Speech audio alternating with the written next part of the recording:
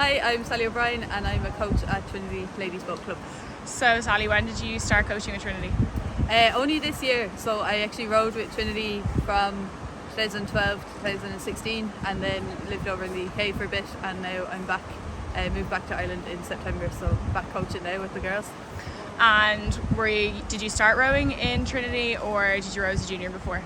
No, rowed as a junior, so rowed over in Neptune Rowing Club, so started there when I was 13 or so, and then 4 or 5 years there, and then over the hedge, or over the river even to Trinity. I've been in it for too well. I stopped rowing a couple of years ago, but got involved in coaching then, so I've never really taken a break from the sport. Been in it for a long time. We are going to be going to Erne Head, so talk to us a bit about that. Do you remember the last time that you did Erne Head? The last time I did Erne Head was probably 2015, I think, for the 8th head, and we actually set the course record, which was nice, and I had totally forgotten about it until someone reminded the other day. It was a really miserable, bleak, windy, rainy day, but the best type of experiences as well when you get out there and everyone really enjoying it. So it doesn't matter what the conditions are like, good rowing is good fun. In terms of the course, have you any top tips or best advice for people that might be taking it on this weekend? Oh, just go out and attack it. It's a long race. You don't want to leave it to the last kind of 2k to make your move. I'd recommend everyone to just go out and really attack that first 2k stretch. Then you've got a bit of bends and wiggles in the river that will kind of distract you from how much you're having to work and how much you're having to push. And then when you're kind of on the home stretch after you get through all those bends, to just make sure that you've kind of just gone out, put your mark out there before that point, and then just take on the last bit of the race. And what's the event like in terms of getting experience? Oh, it's brilliant. Like, you'll have all different levels of crews out rowing. You'll be racing against probably people who are going to win senior championships in the coming national championships. So you've kind of got every opportunity to go out there and see how quick you are against the rest of the crews in Ireland. It's a really great entry this year, particularly from a university perspective. There's lots of universities. You've got Galway, UCD entered, meaning that it's really good competitive racing. So no harm in just going out and seeing what state you're in at this time of the year. There's lots of time in the season left, so just go out and give it a go, see where you can get. This is a head race, so talk to us a little bit about the difference between a head race and a regatta. Yeah, so head races are time trial style races, so everyone rows up to the start. You're given a race number and you go off in the order of your race number. So what they'll do is there'll be a starter at the start, they'll tell you to spin, get ready to go, and then they pretty much send the crew off one by one chasing each other. Whereas in a regatta it's slightly different format, so depending on how many boats are racing or how many lanes there are on the course, you could be rowing side by side with potentially up to 6 boats, where you're all in a line at the start and the starter will say go for everyone at the same time.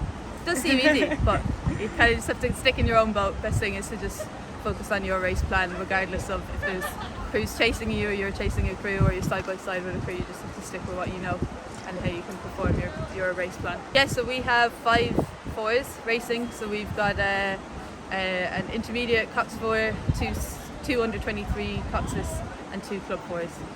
So we're kind of restricted by the number of boats we have, so we had to leave a few people in Island Bridge. We probably could have had about 8 or 9 4s out with the group we have this year, but we've brought 5 up and hopefully they'll have a good race and see how they get on. In terms of rowing in Ireland, it's at an all-time high. We've had some really good results, particularly from the women's side. Have you seen this reflected in the number of people subscribing to be involved in rowing in Trinity? Oh, definitely. Like, when I was rowing 10 years ago now, in Trinity we used to have maybe a panel of 20. This season, or since September, we've had up to kind of 48, 50 people down every weekend, and coming down for all of the midweek sessions as well. So it's a big uplift in rowing. It's great to see that many women in rowing. I think it's testament to how well our women's squad, high performance squad, have been doing, and equally just how well the clubs themselves have been publicising the sport. The results that a lot of the clubs are getting, all of the women's crews in Ireland, you can see the national championship records and times getting quicker and quicker. The sport is evolving and we're keeping up with it. Over in the UK, rowing is a massive sport. There was lots of women's crews, and it's great to see that the Irish crews are as competitive, if not beating the crews over in England. And on the numbers perspective, we've similar amounts of similar numbers of particularly women in the sport, which is really great to see. But you're also running a novice program here, so how's the novice program going? When will their first race be, or have they raced already? They haven't raced yet, but it's going really well. I mean, we had kind of near to 100 people signing up. How we run the program is that they come down and do a lot of land-based training to learn, I guess, the movement of rowing and what you need to do. So a lot of stuff on the rowing machines. We'd also do a lot of fitness stuff to make sure that they get up to a decent enough fitness level to be able to sustain what they need to do on the water. And they're learning on the water as well, so they're out kind of during the week and on weekends to make sure they learn. Their first race, probably it could be this side of Christmas, but it just depends on what races go ahead. But they'll definitely be starting to race early in the new year, probably at some head races, and then the big first race for them and the side-by-side race is the colours boat race with UCD. So they'll race in the Sally Moorhead Trophy, or race for the Sally Moorhead Trophy, which UCD won last year, so Trinity are really gearing up to try and get that back this year. In terms of rowing, what are some of the obstacles that women are still facing, and how do you think we can overcome them? I think there's so many sports, and sometimes maybe this is a general thing and not just specific to women, but you have so many sports, and I think there can be a drive, particularly say when you go to university, to try something new. Sometimes rowing benefits from that because not many people will have tried it before, but equally you can see, and we've found that there's other sports that sometimes take over. I think we're getting better in terms of like keeping women in the sport, and I think we've developed a good culture here in Trinity, and other clubs have too, to make sure that they keep women in the sport. But I guess it's not a bad thing. We've got loads of sports that people want to try do, but making sure that they stick with the sport.